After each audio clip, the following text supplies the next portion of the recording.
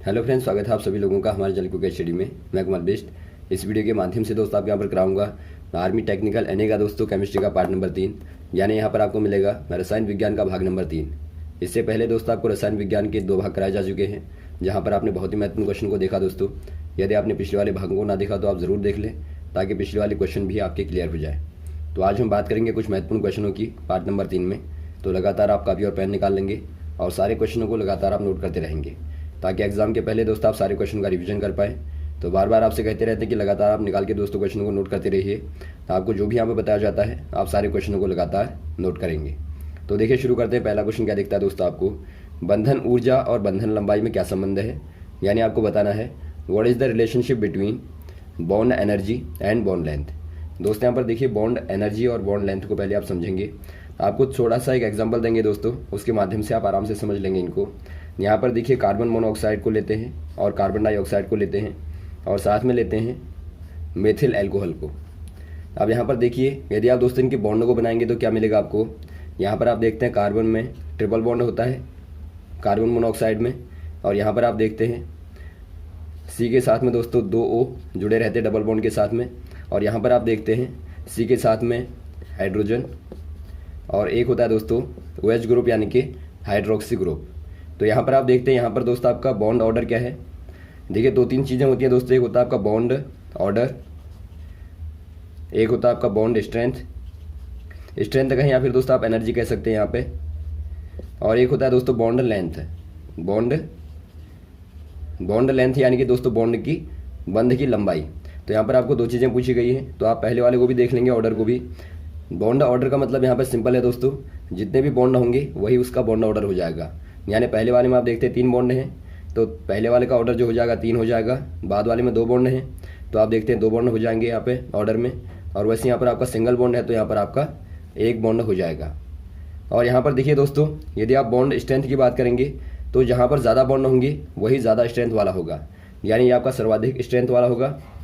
यानी आपको इनको ब्रेक करना है दोस्तों, तो आपको ज़्यादा ऊर्जा की आवश्यकता होगी, यानी कि ज़्यादा आपको दोस्तों एनर्जी लगानी पड़ेगी। तो ये आपका स्ट्रेंथ कहलाती है, यानी कि एनर्जी दोस्तों, या फिर आप कहें ऊर्जा जो है सर्वाधिक किनकी होगी, जिनका ज़्यादा बॉन्ड ऑर्डर होगा। और यहाँ पर आप देखेंगे इसके कंपेयर में दोस्तों यहाँ पर थोड़ा सा कम ऊर्जा होगी। और यहाँ पर आप जाएंगे तो सिंगल बॉन्ड में दोस्तों लोअर एनर्जी होगी as compare to second and third bond, या फिर आप कहें ट्रिपल बॉन्ड। तो यहाँ पर देखिए बॉन्ड स्ट्रेंथ किसकी हो जाएगी सर्वाधिक, 3 की, फिर 2 की, फिर 1 की। यदि आप बात करें दोस्तों बॉन्ड लेंथ की, तो बॉन्ड लेंथ दोस्तों जिनका ऑर्डर कम होता है उनकी बॉन्ड लेंथ ज़्यादा होती है। यहाँ पर आप देखते हैं सिंगल बॉन्ड है तो ये दोस्तों आपका लॉन्गेस्ट होगा, यानी सर्वाधिक लंबा होगा। और ये आप देखेंगे दोस्तों आपका ट्रिपल बॉन्ड जो होता है ये आपका शॉर्टेस्ट होगा, यानी कि छोटा होगा।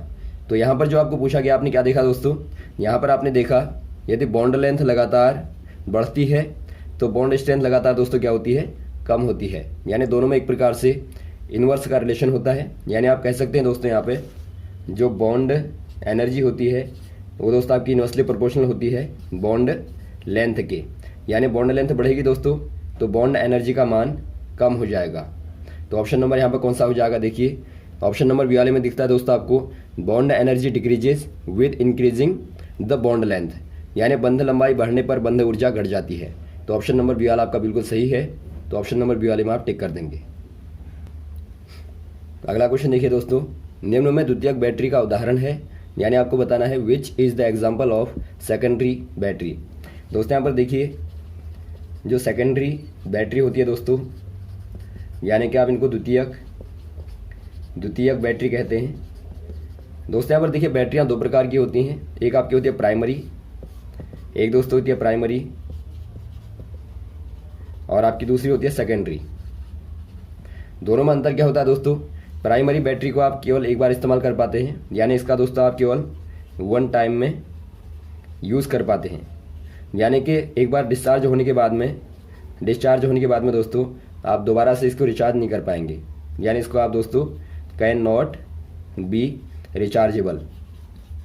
और यहाँ पर आप सेकेंडरी वाले में देखते हैं तो सेकेंडरी वाली बैटरियों को दोस्तों आप दोबारा से रिचार्ज कर सकते हैं और लंबे समय के लिए दोस्तों फॉर अ लॉन्ग टाइम आप इनका दोस्तों यूज़ कर सकते हैं। तो यहाँ पर आप कौन सा वाला देखते हैं, यहाँ पर आपको सेकेंडरी वाले का एग्जांपल बताना है। यदि आप प्राइमरी वाले का एग्जांपल बताएं दोस्तों तो आपका लेड बैटरी होती है ये प्राइमरी का एग्जाम्पल होता है। यदि आप सेकेंडरी वाले की बात करें तो यहाँ पर एग्जाम्पल आपको दिया दोस्तों निकिल कैडमियम सेल, यानी कि यहाँ पर जो आपको दिया है निकिल कैडमियम जो सेल है दोस्तों एक प्रकार की सेकेंडरी बैटरी है। तो ऑप्शन नंबर आपका हो जाएगा बी वाला, nickel cadmium cell.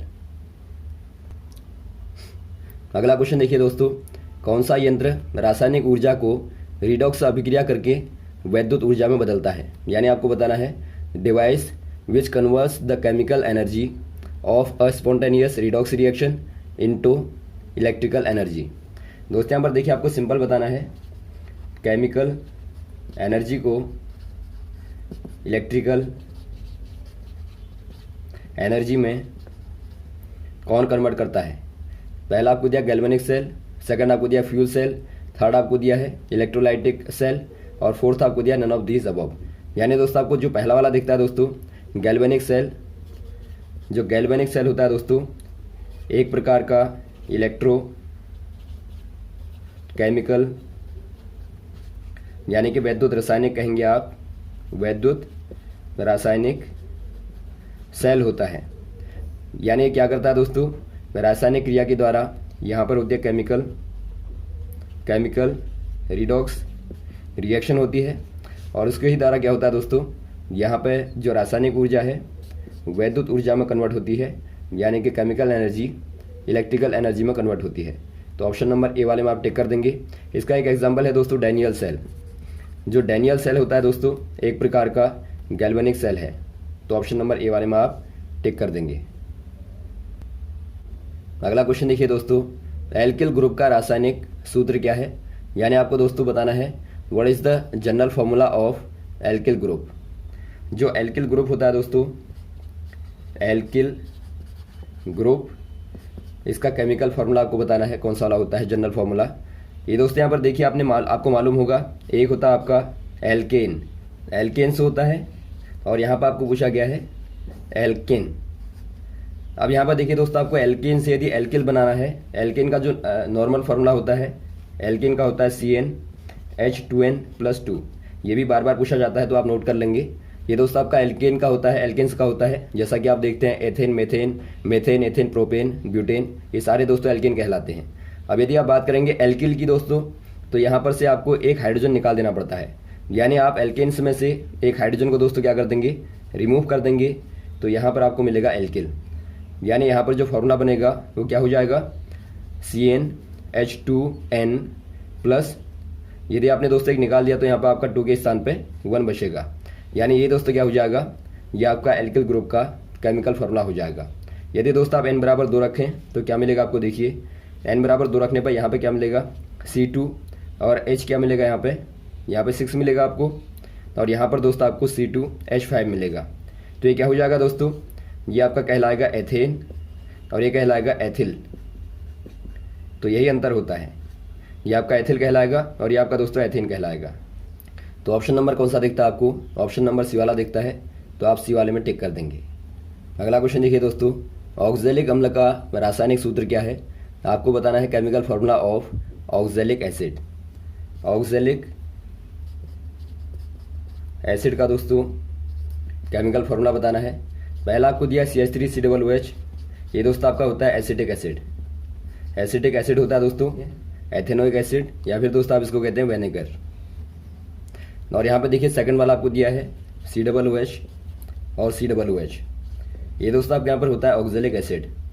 Oxalic acid होता है और यही आपको पूछा गया है, तो यहाँ पर दोस्तों आपका ऑक्जेलिक एसिड सही हो जाएगा। हो सकता है यहाँ पर आपको COOH का होल ट्वाइस करके भी दिया हो, तो यहाँ पर आप ध्यान देंगे, ये आपका दोस्तों ऑक्जेलिक एसिड का फॉर्मूला होता है। वैसे ही आपको नेक्स्ट वाला दिया है HOCOOH, ये दोस्तों क्या होता है, ये आपका कार्बोनिल एसिड होता है, तो इसको भी आप याद रखेंगे। और वैसे ही आपका यहाँ पे दिया CH3OH, ये दोस्तों क्या है मेथिल एल्कोहल है, मेथिल एल्कोहल हो जाएगा। तो आप सारे नामों को याद रखेंगे और यहाँ पे जो पूछा गया है ऑप्शन नंबर बी वाला हो जाएगा ऑक्जेलिक एसिड। अगला क्वेश्चन देखिए दोस्तों, निम्न में सही सुमेलित है या फिर हैं, यानी आपको बताना है विच इज और आर करेक्टली मैच्ड। पहला आपको दिया दोस्तों चिल साल्टपीटर NaNO3 सेकंड वाला आपको दिया साल्ट बिटर या फिर आप कहें नाइटर KNO3, और आपको दिया तीसरा वाला क्विक लाइम यानी CaO, और फोर्थ वाला आपको दिया ऑल ऑफ द अबव। यहाँ पे दोस्तों देखिए पहला आपका दिया है जो चिल साल्ट बिटर होता है। साल्ट बिटर जो होता है दोस्तों, इसका केमिकल फार्मूला होता है सोडियम नाइट्रेट। तो यहाँ पर आपको वही दिया है, तो पहला बिल्कुल आपका राइट है, सही है। सेकंड वाला आपको दिया है साल्ट बिटर। साल्ट बिटर को दोस्तों आप नाइटर भी कहते हैं। और यहाँ पर आपको देखिए क्या दिया है KNO3, जो कि राइट है दोस्तों। पोटेशियम नाइट्रेट को ही दोस्तों आप नाइटर कहते हैं या फिर आप साल्ट बिटर कहते हैं। और फोर्थ वाला आपको दिया क्विक लाइम। क्विक लाइम दोस्तों जो आपका बिना बुझा हुआ चूना होता है या फिर आप इसको कहते हैं चूना पत्थर। तो यहाँ पर आपका कैल्शियम ऑक्साइड है जो कि दोस्तों राइट है, यानी यही आपका दोस्तों क्विक लाइम होता है। यदि आप पानी मिला दें तो आपका बनता है बुझा हुआ चूना। तो यहाँ पर आपका दोस्तों ये कैल्शियम हाइड्रोक्साइड है। तो यहाँ पर आप देखते हैं सारे के सारे सही सुमे लेते हैं, तो ऑप्शन नंबर डी वाले में टिक कर देंगे ऑल ऑफ द अबव। अगला क्वेश्चन यहाँ पर देखिए, पारे का कौन सा यौगिक पूतिरोधी या फिर आप कहें दोस्तों रोगाणुरोधी के रूप में प्रयुक्त होता है। यानी आपको पूछा गया है which compound of mercury is used as antiseptic. Antiseptic के तौर पे दोस्तों मरकरी का कौन सा वाला कंपाउंड यूज होता है, आपको बताना है। मरकरी का यानी मरकरी दोस्तों आपको एज अ एंटीसेप्टिक बताना है। कौन सा कंपाउंड होगा दोस्तों या कौन सा यौगिक होगा कहें आप। ये दोस्तों यहाँ पर होता है मरकरी क्लोराइड। तो ऑप्शन नंबर कौन सा दिखता है दोस्तों आपको, mercury chloride. Option number C वाला दिखता है। तो मर्क्यूरी क्लोराइड दोस्तों एज अ एंटीसेप्टिक यूज होता है। तो ऑप्शन नंबर पहले सी वाले में दोस्तों आप टिक कर देंगे। अगला क्वेश्चन देखिए दोस्तों, कार्बन 12, कार्बन 13, कार्बन 14 के लिए निम्न में क्या समान है। यानी आपको बताना है which is the same for carbon 12, carbon 13 and carbon 14। दोस्तों यहाँ पर देखिए आप क्या देखते हैं इनमें, ये क्या है दोस्तों, यहाँ पर सारे के सारे जो परमाणु क्रमांक हैं यानी कि जो एटॉमिक नंबर हैं, एटॉमिक जो नंबर होते हैं दोस्तों वो सेम होते हैं। यानी आप इनको कहते हैं दोस्तों एक प्रकार से कार्बन के आइसोटोप्स कहें या फिर आप दोस्तों इनको कहते हैं समस्थानिक। समस्थानिकों की क्या खासियत होती है दोस्तों, यदि आप इनके एटॉमिक नंबरों को देखें या फिर आप कहें नंबर ऑफ प्रोटॉन देखें दोस्तों, नंबर ऑफ यदि आप प्रोटोनों को देखें ये दोस्तों आपके सेम होते हैं। नंबर ऑफ प्रोटॉन कहने का मतलब ही है दोस्तों आपके एटॉमिक नंबर, क्योंकि आप जानते हैं जितने एटॉमिक नंबर होते हैं उतने ही नंबर ऑफ प्रोटॉन होते हैं। तो यहाँ पर प्रोटॉन की संख्या जो होगी दोस्तों या फिर आप कहें जो परमाणु क्रमांक होगा वो यहाँ पर समान रहेगा। यानी कार्बन है तो आपका दोस्तों 6 ही रहेगा, तो लेकिन इनके जो एटॉमिक मास होते हैं वो बदल जाएंगे। यानी दोस्तों यहाँ पर जो परमाणु द्रव्यमान है, परमाणु का जो भार है दोस्तों द्रव्यमान है वो बदल जाएगा, लेकिन जो परमाणु क्रमांक है वो दोस्तों आपका 6 ही रहेगा। तो इनको दोस्तों आप समस्थानिक कहते हैं। और जिनमें दोस्तों परमाणु द्रव्यमान समान रहता है यानी वहाँ पर एटॉमिक मास यदि आपका सेम रहेगा दोस्तों तो उसको आप कहते हैं आइसोबार यानी कि दोस्तों उनको आप बोलते हैं समभारिक। तो आप याद रखेंगे समभारिक वाला भी पूछा जाता है। जहाँ पर भार समान रहेंगे दोस्तों समभारिक हो जाएगा, और जहाँ पर क्रमांक समान होंगे समस्थानिक कहलाएगा। और जहाँ पर आपके न्यूट्रॉन समान होते हैं यानी नंबर ऑफ न्यूट्रॉन समान होता है उनको दोस्तों आप बोलते हैं सम न्यूट्रॉनिक। तो ये भी आप याद रखेंगे। तो यहाँ पर ऑप्शन नंबर कौन सा हो जाएगा, ऑप्शन नंबर ए वाला हो जाएगा, एटॉमिक नंबर यानी परमाणु संख्या। और यहाँ पर आप ध्यान देंगे यदि आपको एटॉमिक नंबर के साथ में नंबर ऑफ प्रोटॉन भी दिया होगा तो आपके दोनों ही सही होंगे, एटॉमिक नंबर भी और एटॉमिक नंबर ऑफ प्रोटॉन भी दोस्तों। अगला क्वेश्चन देखिए दोस्तों, पदार्थ की चौथी अवस्था को कहते हैं। यानी आपको बताना है what is the fourth form of या फिर आप कहें फोर्थ स्टेट ऑफ मैटर। दोस्तों यहाँ पर देखिए जो फोर्थ स्टेट होती है मैटर की, आप जानते हैं दोस्तों मैटर यानी कि जो पदार्थ होता है, पदार्थ की मेनली 3 अवस्थाएं होती हैं दोस्तों, जिनको आप बोलते हैं सॉलिड, लिक्विड और गैस। यहाँ पे दोस्तों यदि आप मॉडर्न फिजिक्स में देखें यानी कि मॉडर्न भौतिकी में देखें दोस्तों, तो इसके आधार पे नया फॉर्म यहाँ पे निकाला गया है दोस्तों, जिसको आप बोलते हैं प्लाज्मा। यानी कि जो प्लाज्मा है वो दोस्तों क्या है, मैटर का फोर्थ फॉर्म है यानी चौथा वाला रूप होता है। ये दोस्तों कैसा होता है यदि आप इसके बारे में जानें तो यह एक प्रकार से क्या होता है दोस्तों, मिक्स्ड या फिर आप कहें mixture of positive and negative ions. यानी दोस्तों एक प्रकार से क्या होता है, जो पॉजिटिव और नेगेटिव आयंस होते हैं दोस्तों गैसों के, उनका एक प्रकार का मिश्रण होता है। और आप इसको यदि प्राप्त करना चाहें तो इसको दोस्तों आप देखते हैं डिस्चार्जिंग जो ट्यूब होती है दोस्तों वहाँ से प्राप्त होता है, या फिर दोस्तों आप इनको प्राप्त कर सकते हैं तारों से, स्टार से दोस्तों आप इनको प्राप्त कर सकते हैं। यानी जो तारों का जो एटमॉस्फेयर होता है दोस्तों, एटमॉस्फेयर होता है तारों का, स्टार्स का, वहाँ पे दोस्तों प्लाज्मा पाया जाता है। तो यहाँ पर जो पूछा गया आपको आंसर कौन सा वाला हो जाएगा, आंसर दोस्तों आपका डी वाला हो जाएगा। प्लाज्मा जो है पदार्थ का चौथा रूप है। अगला क्वेश्चन यहाँ पर देखिए दोस्तों, निम्न में कौन सा यौगिक ओस्टवाल प्रक्रिया के द्वारा बनाया जाता है। यानी आपको बताना है which of the following compound is prepare using Ostwald process. Ostwald की जो प्रोसेस होती है दोस्तों क्या होती है पहले आप समझेंगे। यहाँ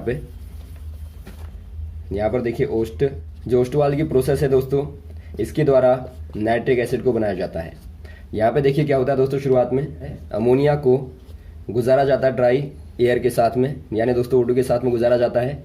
यहाँ से बनता है नाइट्रस ऑक्साइड और H2O, और NO के साथ में दोस्तों बाद में NO को गुजारा जाता है दोस्तों O2 के साथ में दोबारा से, तो यहाँ से बनता है NO2 और H2O, और बाद में NO2 को पानी के साथ में गुजारा जाता है, यानी कि पानी में मिलाया जाता है दोस्तों, तो यहाँ से बनता है HNO3।